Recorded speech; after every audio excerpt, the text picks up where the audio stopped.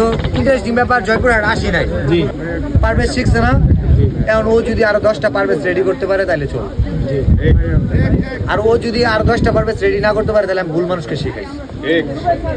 পয়েন্টটা বুঝছেন? ওই যে বিজয় ভাই আগাইতেছেন, আমি বলবো পারভেজের কারণে আগাইতে পারতেছে,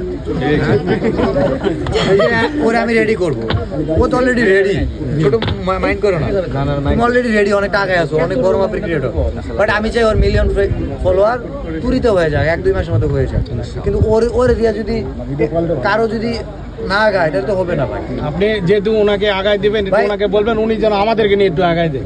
না গেলে কোট দিব, আমার কাছে কোট আছে। হ্যাঁ ঠিক আছে, কি বলেন, ঠিক না ভাই?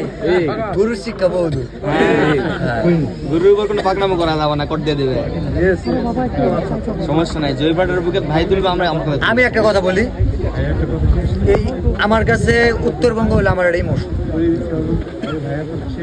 আমি শুকনা চিকন তো না। তো ইন্টারেস্টিং ব্যাপার, জয়পুরহাট আসি নাই, জি এই ফার্স্ট আমরা রোজাতে কিছু কাজ করতে চাই, বিজয় ভাই আসছে, মানে মানুষের মনে কেমনে জায়গা করে জানেন,